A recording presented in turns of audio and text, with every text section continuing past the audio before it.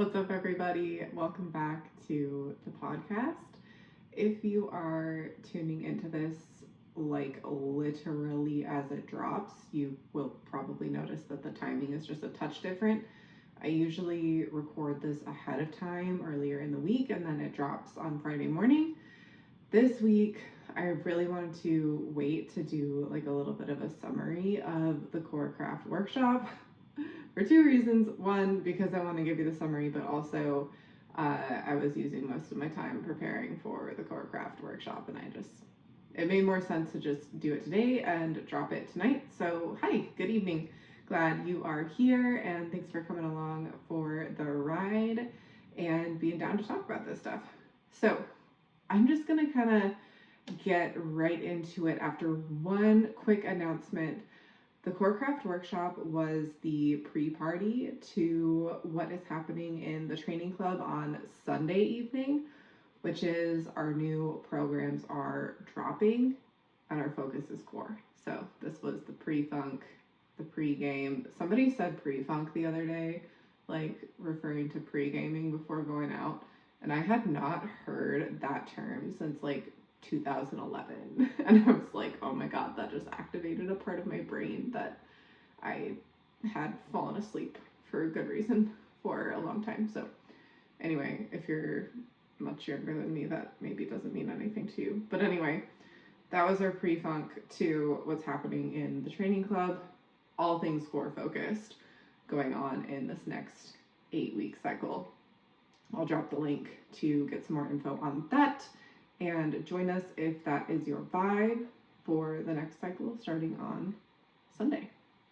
Okay, so in the CoreCraft workshop, we went over this advanced anatomy, which I talked a lot about in the last podcast episode. So if you want to dive into that a little bit more deeply, I'm just going to kind of like smooth over all of these concepts and things that we talked about in the workshop in this particular episode. But if you wanted to dive deep into the anatomy and contractile properties of that anatomy, that's in the previous podcast where we're talking about how to engage your core. So that was a big part of what we did in the workshop this morning. One of the questions that I got was really interesting. We were talking about compression, right?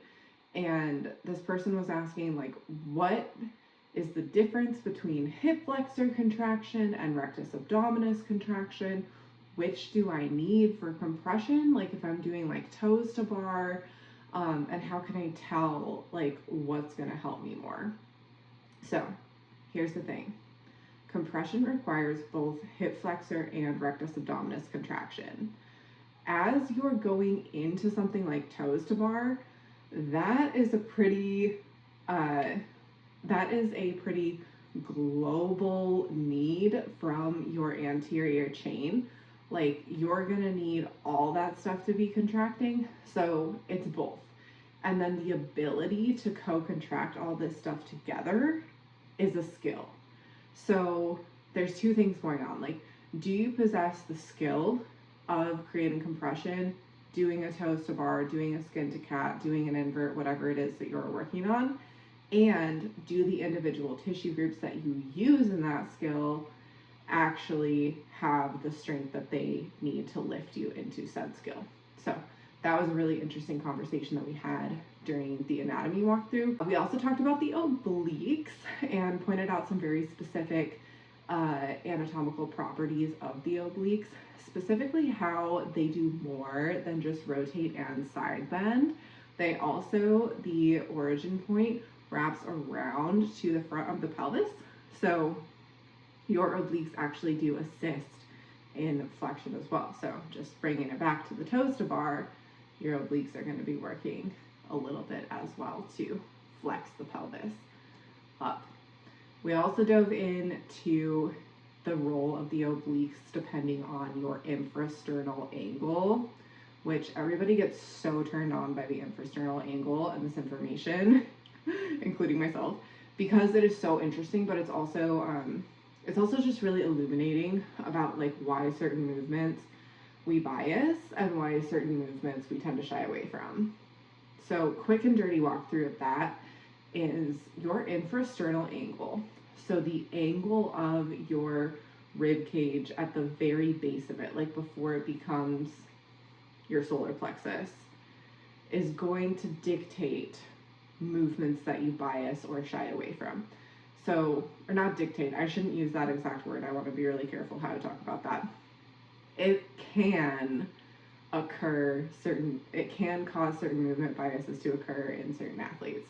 And I think in especially athletes that have been like at it for a while, like this whole like looking at their movement mechanics and like doing mobility screens and like understanding a lot of different things about their bodies, this can be kind of an illuminating thing because wider infrasternal angles tend to bias side to side movement because we're more compressed front to back.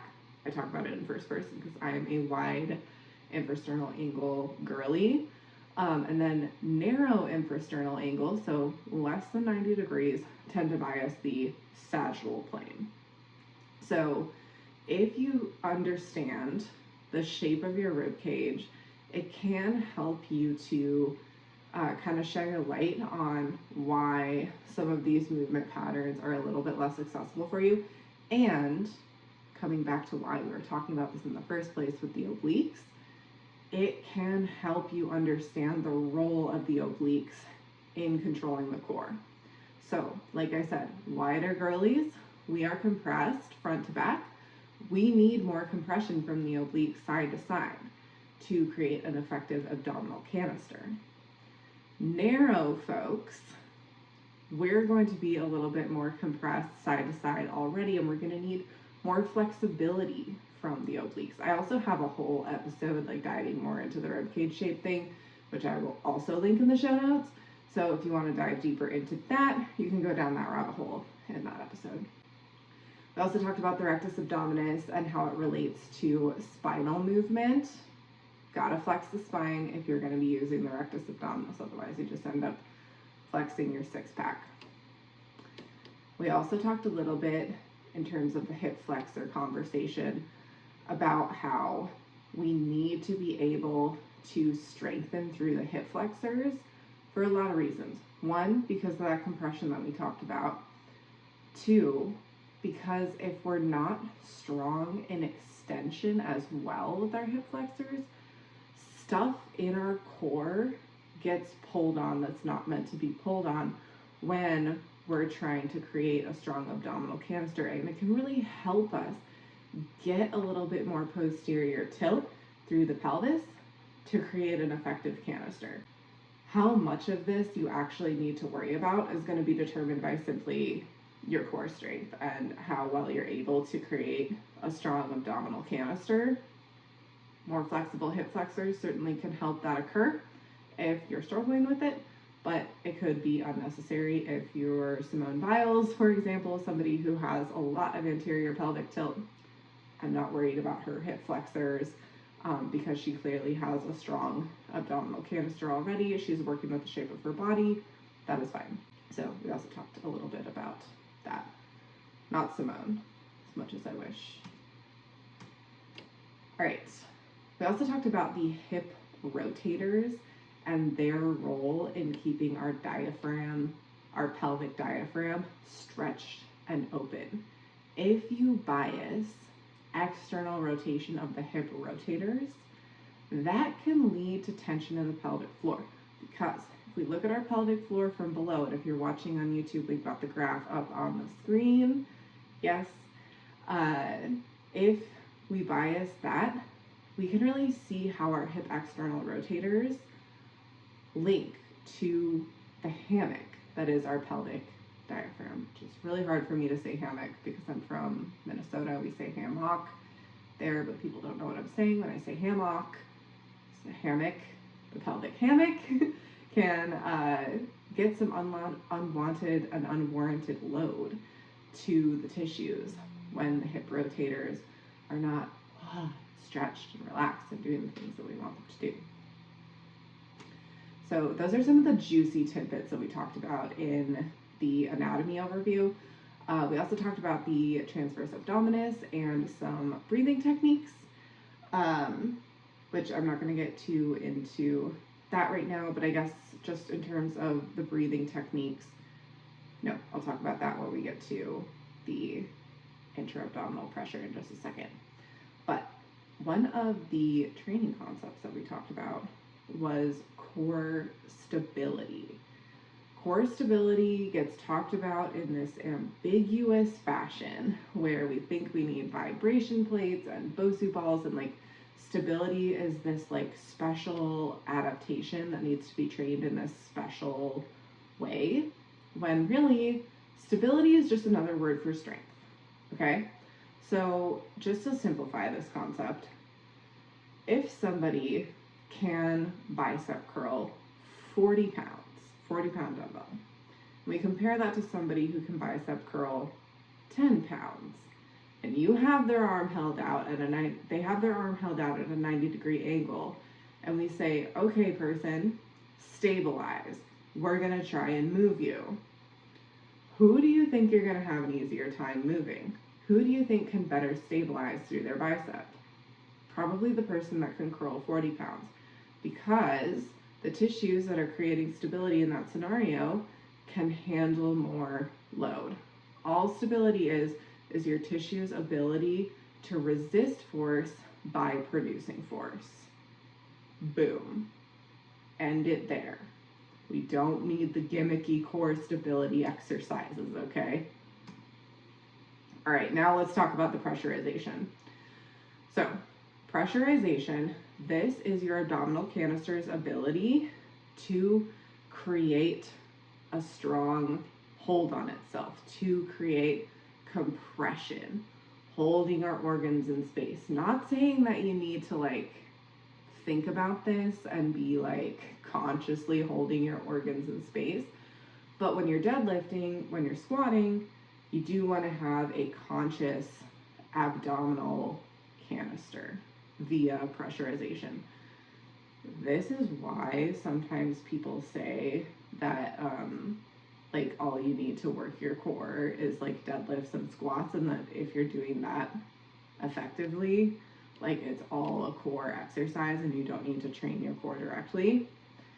Yes, in terms of pressurization, but no in terms of targeting many different areas of your core to effectively produce force and be strong and do the things that we need them to do. So when we think about what structures elicit this response, it's the diaphragms, so the pelvic hammock, as well as our rib cage diaphragm and our transverse abdominis. All these things are working together to create this 360 degrees plus the lid and the bottom of the canister all the way around our torso. So when we're thinking about creating pressure, we're drawing air in and the diaphragm's pulling down. It's like a syringe pulling liquid into the syringe, but it's air into your lungs as the diaphragm moves down. And as a response, the pelvic diaphragm is going to mimic it and move down as well. So we're drawing air in, and then we hold that air in and create pressure with our transverse abdominis for like strong walls of our barrel, right? You should feel like a barrel when you're doing this. And I know that's very against what society tells us we should feel in our core. So all these things should work together to create core performance, right? Because we're going to be training these individual aspects in our cross training, these individual methods of strengthening.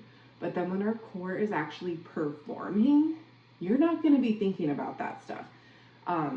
Mary, love seeing Mary in the workshops and in the space. She was talking about how with a student, she implements some breath work during inverts because the student was struggling with various things, and breath work was helping them. So yes, sometimes we're like using breath and like dipping back into this cross-training world to like grab ideas and concepts and tools that can help us during core performance, like when we're actually moving on apparatus in the studio and on stage. But we're not thinking about it directly all the time. Like, it should be pretty automatic because we've spent so much time strengthening and enhancing how our core works and functions, so that when we go to do drills and skills and tricks, the core is just there for us and supporting us. So we talked a little bit about the difference between those things and how we can kind of go through these cycles of cross training and conditioning, and what the difference between those two things is, and how it's important to note, like, is this something that can be learned from simply performing skills more frequently? Like, do I need to just like keep at it and keep with these drills, or increasing them in complexity? Or is this requiring an exercise, something that I can progress in reps, sets, load, tempo, time, or technique, right? So there's a difference. And we want to cycle between those two, because we don't always need to be like drilling all the skills all the time and then strengthening everything in our body all the time. Like, it just gets to be so much. So we want to have some strategy to how we cycle through these things, especially with the core, right? Because we use that a lot in performing arts. So, okay, that was the very quick and dirty version of the core workshop. Again, there really was so many good questions and so many intelligent observations about these concepts. So if you were there live, and you're just listening to this for like a little refresher, thank you so much for bringing the good vibes to the workshop. It makes my job like so easy. It blows my mind. So thank you for being there and bringing the smart questions. I love it.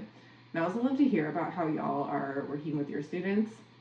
I'm not a coach's coach, and I never will be, but a lot of my clients and folks in the training club are instructors and coaches, and so I do always just like to hear about the trickle down effect and hear about what y'all are working on with your students, and if you're implementing any of these ideas and things like that. It's just interesting for me, so appreciate y'all sharing that. Okay, y'all, that is it for today. We're going to keep it super quick and dirty. Like I said, new training cycle in the training club begins on Sunday night. The training club programs are self-paced, so that's when the program is going to be dropping, and the folks that are already in there are like, they have their claws out for the new programming, and they're going to begin August 4th, you know, or whatever their first training day is, the week of August 4th.